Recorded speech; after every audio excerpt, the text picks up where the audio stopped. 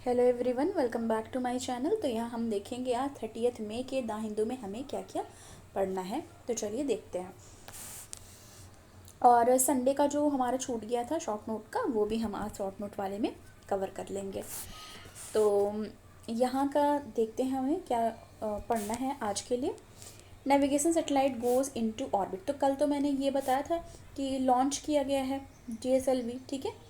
तो आज ये क्या हो गया है, नेविगेशन सैटेलाइट ऑर्बिट में एंटर कर चुका है।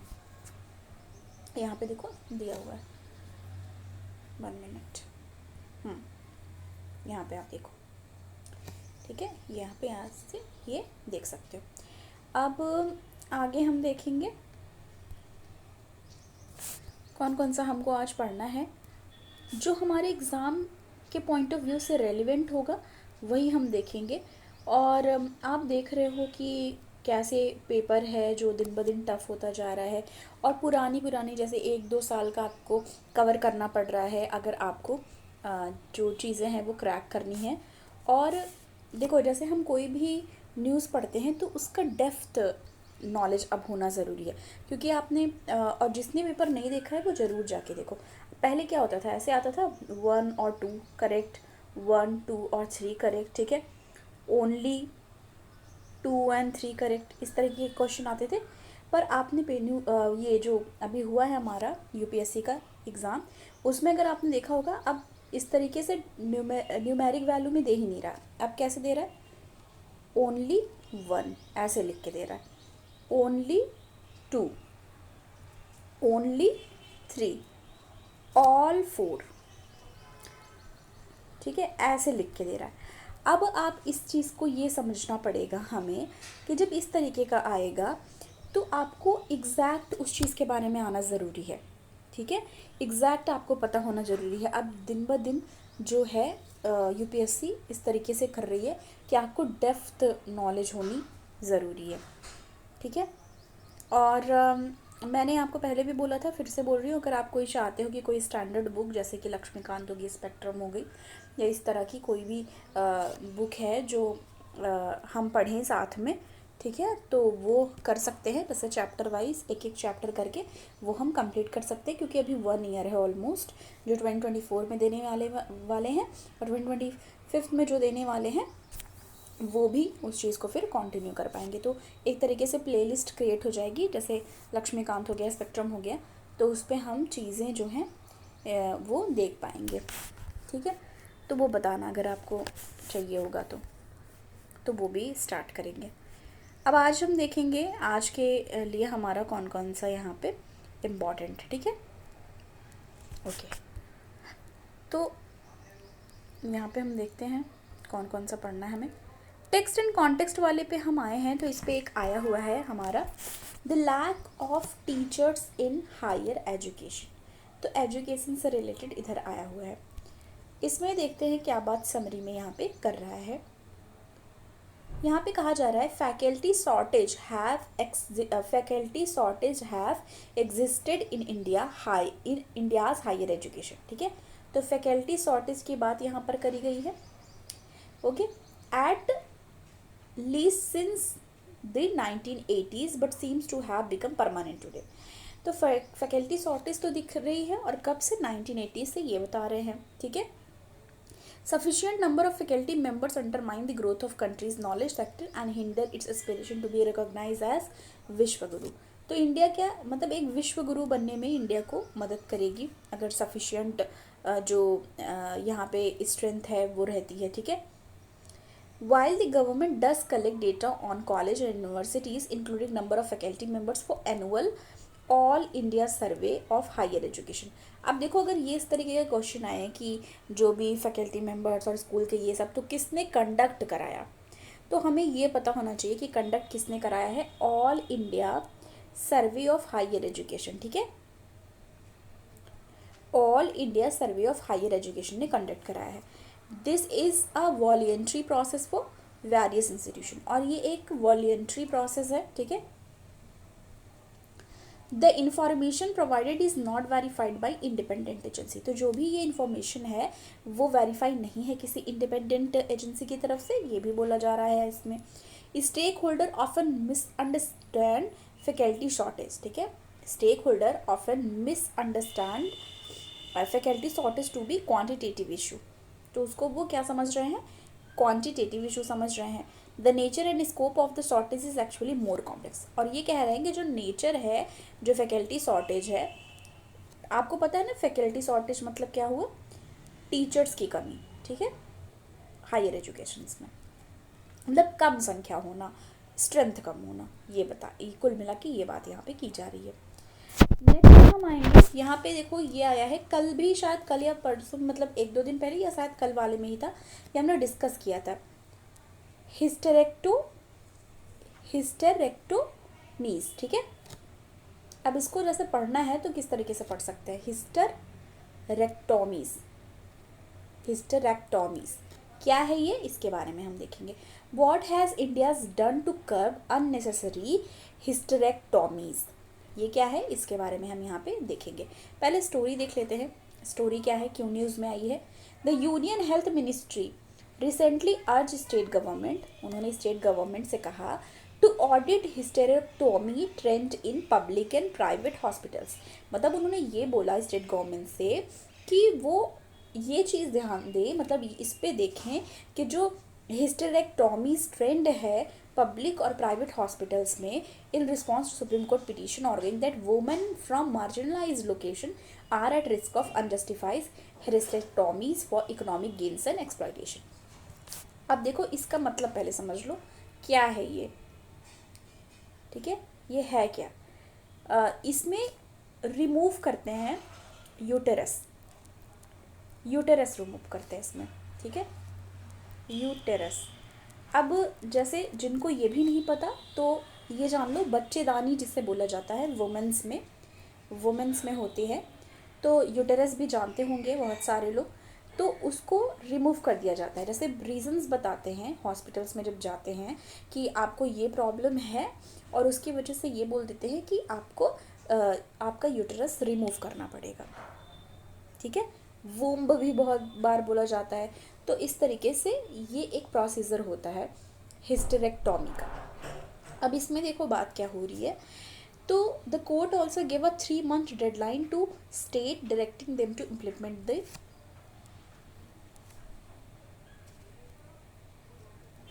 इम्प्लीमेंट द गाइडलाइंस, तो उन्होंने टाइम दिया है, ठीक है, 3 months का इम्प्लीमेंट करने के लिए इस गाइडलाइंस को। अब देखो इसका एक बहुत यहाँ पे अच्छी जो ये चीज़ यहाँ पे दी हुई है, ये हम अपने आंसर में नोट कर सकते हैं।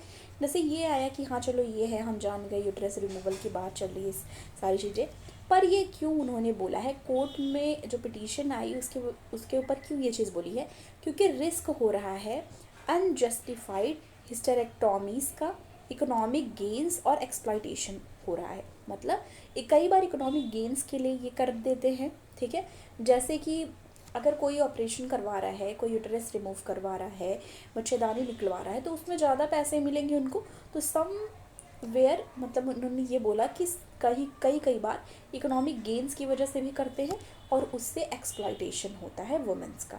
तो ये चीज़ यहाँ पे हमको ध्यान देनी है। वुमेन के उससे हम याद रखेंगे, जो हमारा सिलेबस में टॉपिक है वुमेन का, उसमें भी ये चीज़ हम लिख सकते हैं मीन्स में।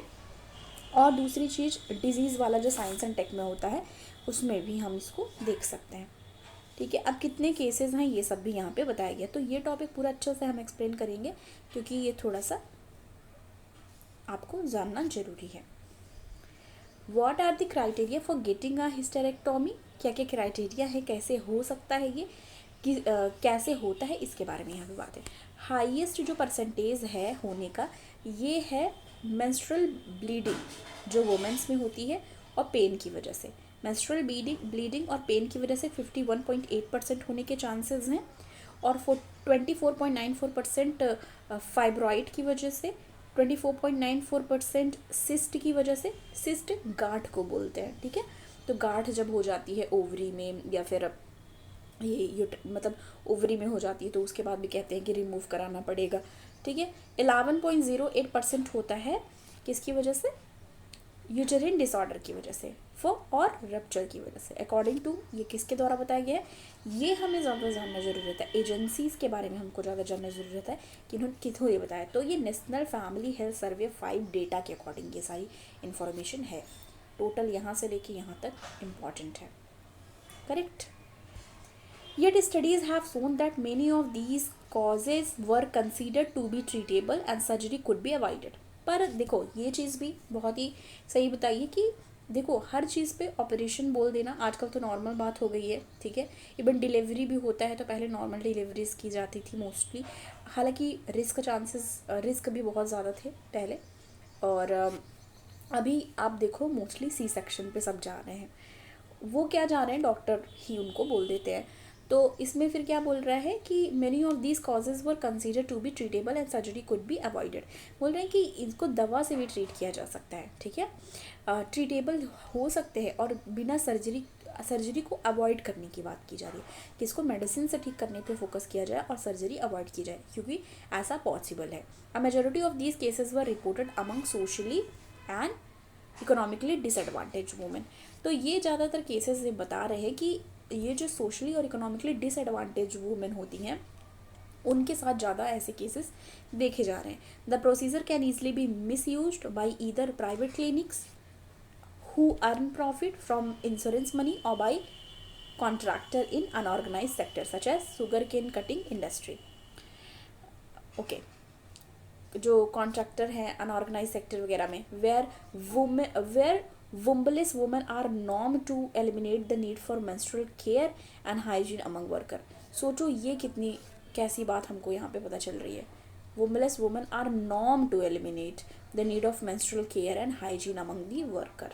सोचो अब इसमें हमें जो जानना है, ठीक है, अब इसमें हमें इम्पॉर्टेंट क्या है, जैसे क्या होता है हम पहले इंट्रो लिखते हैं, ठीक है, इंट्रो में जैसे हमने डाल दिया कि risk of justified hysterectomies, economic gain, exploitation, फिर हमने डेटा डाल दिया बॉडीज़ में कि इतने इतने को हो रहे हैं, या आपको एग्जैक्ट डेटा याद करने की ज़रूरत नहीं है, बस ये डाल दो कि मतलब हाईएस्ट परसेंटेज जो है मेंस्ट्रुअल ब्लीडिंग, पेन, मतलब फॉर एग्जांपल बता रही हूँ, ठीक है, ज़रूरी नहीं है कि एग्जैक्ट यही आ जाएगा। फिर ये सब डाल दिया, डिसएडवांटेज वुमेन, प्राइवेट क्लिनिक्स कैसे एक्सप्लॉइट कर रही हैं, ठीक है, सारी चीज़ें डाल दिया। अब देखो ये भी हमारा बहुत एक मेन एरिया होता है, हमें डालना होता है what measure has government taken, कि गवर्नमेंट ने इस पे क्या मेजर्स लिए हैं। इसे बताया जा रहा है यूनियन हेल्थ मिनिस्ट्री इन 2022, तो यूनियन हेल्थ मिनिस्ट्री ने 2022 में इशू किया guideline to prevent unnecessary hysterectomies, ठीक है, listing possible indication of when hysterectomies may be required an alternative clinic treatment for gynaecological issues, ठीक है, मतलब अगर मेडिसिन से ट्रीट किया जाता है तो पहले उस पर फोकस किया जाए, ना कि सीधा सर्जरी पे जाया जाए, ये बात यहाँ पे कही जा रही है।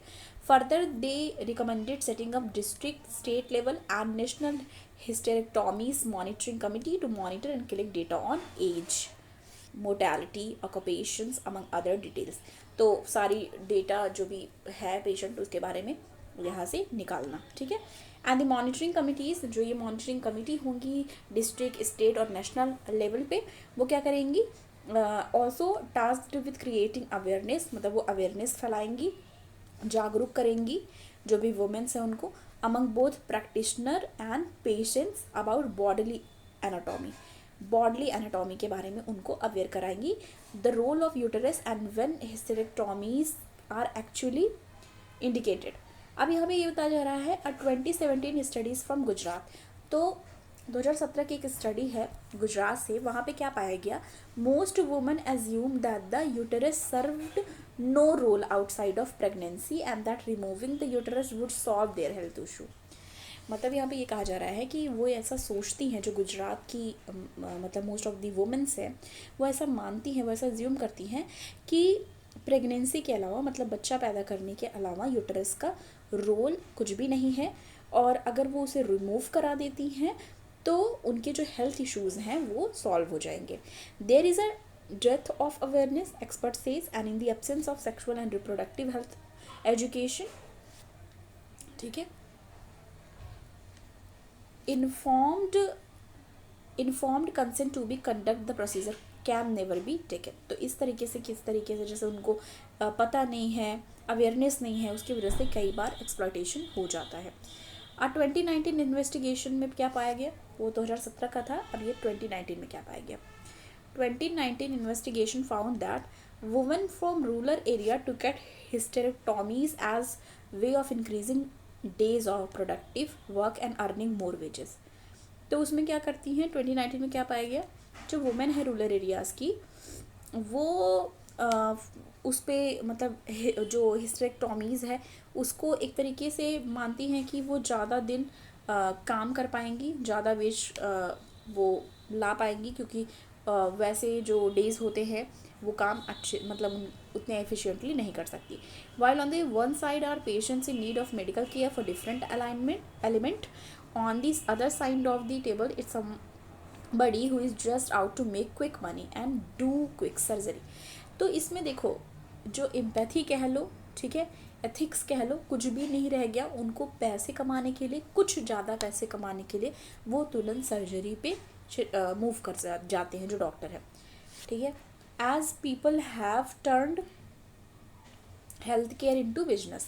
तो ऐसा बता रहे डॉक्टर सौम्या गुप्ता, बता रही हैं, जो दिल्ली बेस्ड गायनोलॉजिस्ट है। द गवर्नमेंट फ्लैगशिप जो स्कीम है, government flagship health insurance scheme Ayushman Bharat प्रधानमंत्री जन आरोग्य योजना, वो प्रोवाइड करती है हेल्थ केयर कवरेज 5 लाख से 5 लाख तक का, ठीक है। इसमें जो हिस्टेरेक्टोमी है उसके लिए भी पैसा प्रोवाइड कराया जाता है। ओके, अब देखेंगे इसमें the government has authorised 45,434 hospitals to conduct these operations. तो उसके लिए भी उन्होंने ये सारी चीज़ें प्रोवाइड की है।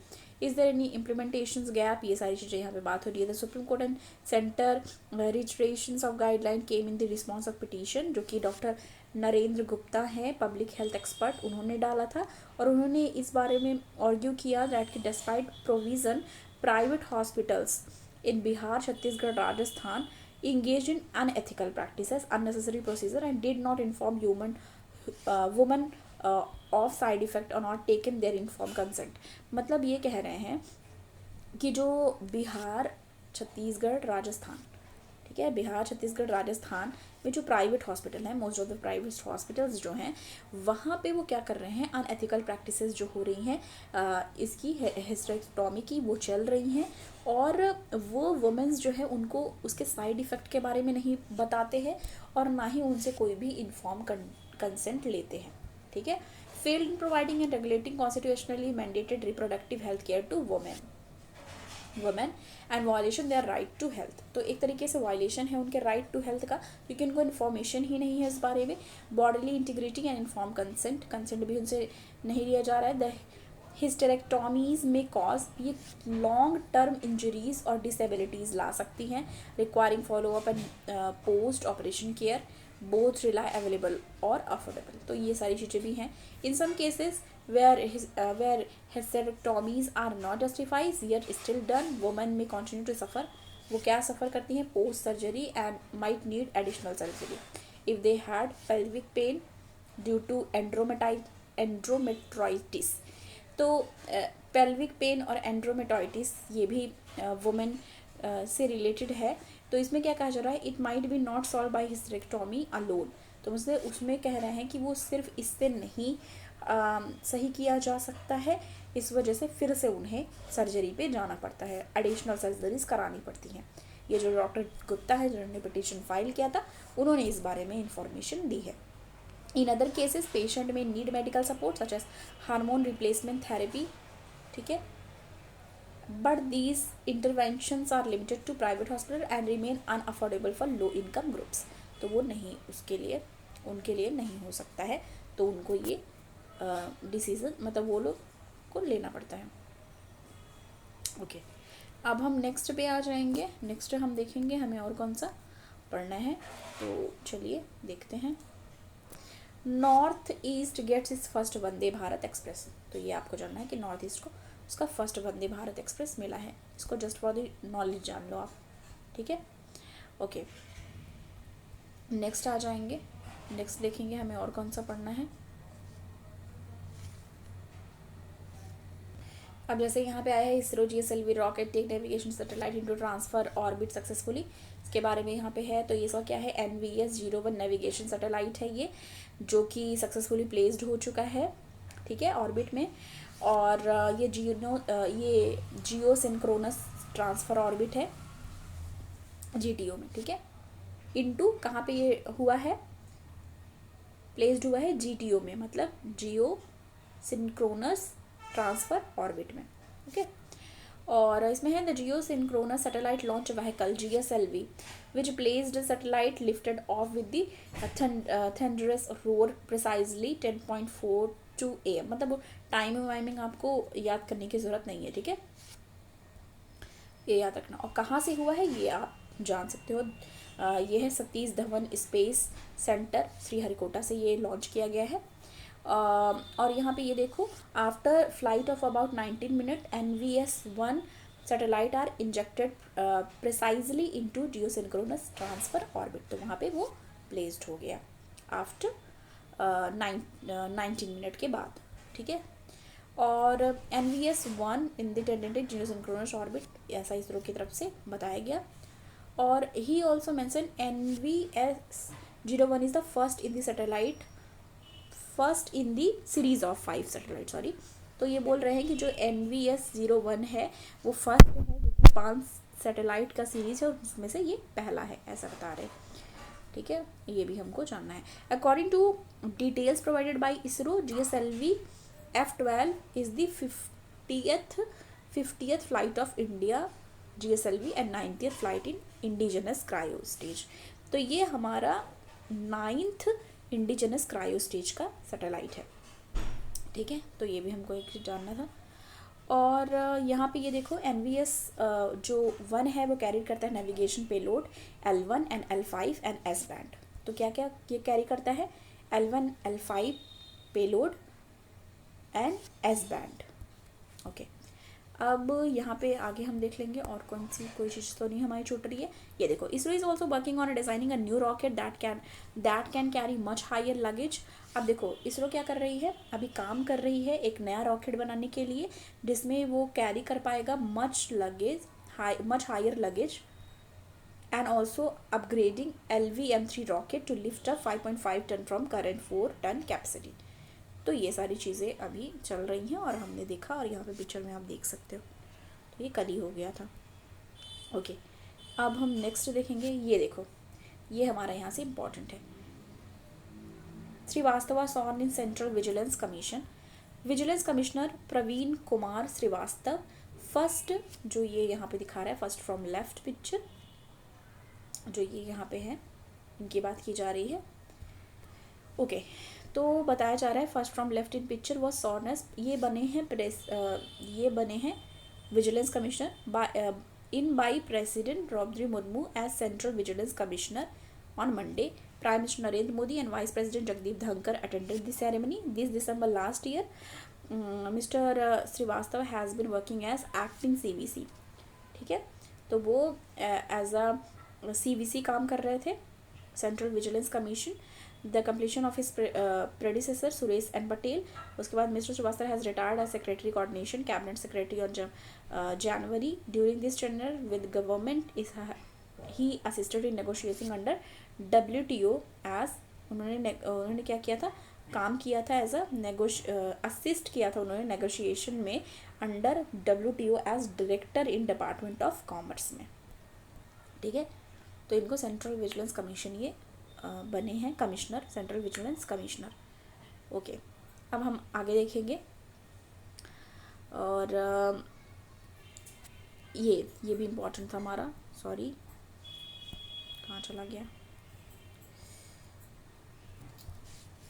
वीडियो, इसी वजह से लंबी और हो जाती है। तो हम यहाँ पे आ चुके हैं, ये वाला देखो, CAG voted in as WHO auditor for second term. तो जो कैग थे वो WHO में फिर से उनको लिया गया है, उसके लिए यहाँ पे बात हो रही है। गिरीश चंद्र मुर्मू नाम है इनका, ठीक है, गिरीश चंद्र मुर्मू नाम है इनका। देखते हैं, Girish Chandra Murmu controller and auditor general of India CAG has been reelected. तो ये री इलेक्टेड हुए हैं, ये याद रखना है, ठीक है, री इलेक्टेड, फिर से चुने गए हैं as the external auditor of WHO। तो as a external auditor WHO के ये चुने गए हैं 4 सालों के लिए, 24 से लेके 2027 तक। CAG is already holding this position in WHO since 2009 for a 4 year from 2019 to 2020। तो मतलब ये पहले भी 2019 से ये 23 तक रह चुके हैं। द री elections was held on Monday. री इलेक्शन इनका मंडे को हुआ इन दी 76th वर्ल्ड हेल्थ असेंबली में, ठीक है, जिनेवा में हुआ है, ठीक है, जिनेवा में, where CAG of India was re-elected with the overwhelming majority 156 votes में से 114 वोट पा करके ये री इलेक्ट हुए हैं, ठीक है, इलेक्शन हुआ है, ये याद रखना है आपको। In the first round of voting itself the CAG is member of, ये जो है ये मेंबर हैं United nation panel of external auditor के। तो ये आप देख सकते हो तीनों न्यूज़ जो कि हमारे साथ में ही, ये तीनों ही इम्पॉर्टेंट है, ठीक है।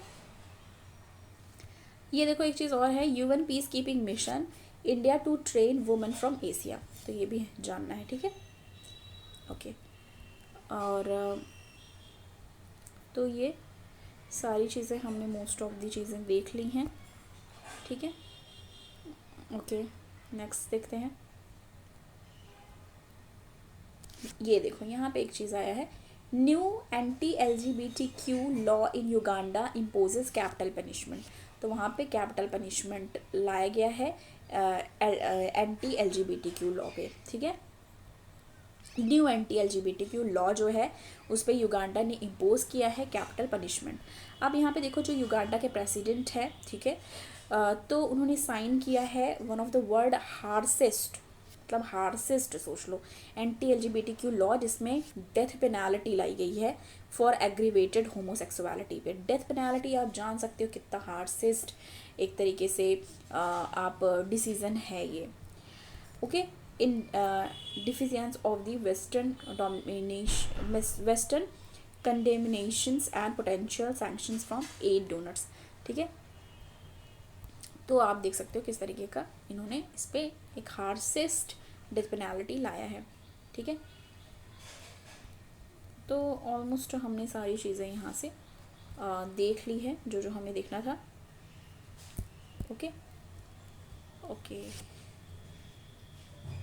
ये भी जस्ट फॉर द नॉलेज ही हमको जान लेनी है कि जो जनवरी अप्रैल का इंपोर्ट है चाइना से वो बढ़ा है 4.6%, ठीक है, तो इंपोर्ट बढ़ा है, ओके। तो ये भी यहाँ से जान लेना है। तो बस ऑलमोस्ट हमने सारी चीज़ें यहाँ से डिस्कस कर ली हैं जो कि हमें करनी थी। जो कुछ भी छोटा होगा हम शॉर्ट नोट में अपने उसको ऐड कर लेंगे। बाकी मैं मिलती हूँ आपको नेक्स्ट वीडियो के साथ। Thanks for watching.